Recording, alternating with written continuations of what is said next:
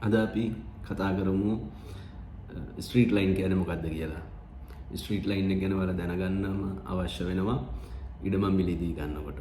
සමහර පර්චේස් 6-8 ඉඩම් මිලදී ගන්නවා.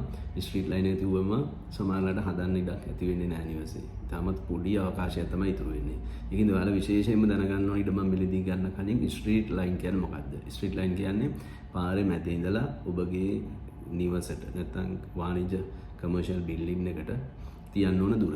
ඒක ඔයාලට හොඳටම තමයි රූල් එක තියෙන්නේ. ඔයාලගේ හොඳටම අවුරුදු 10කින් 5කින් පාර වයිඩන් කරනකොට පාර පළල් කරනකොට ඔබගේ නිවස කඩන්න වෙනවා. එහෙම වුණොත් ඉතුරු වෙන ස්ට්‍රක්චර් එකට බලපෑමක් ඇති වෙනවා. අමතරව කඩන්න වියදමක් යනවා. ගේ දෙදරනවා, බිත්ති ක්‍රැක් වෙනවා. ඉතින් ඒකින්ද තමයි මේ ස්ට්‍රීට් ලයින් කියන රූල් එකක් තියෙන්නේ. මුළු ලංකාව පුරාම මේ නීතිය වැලිඩ් වෙනවා.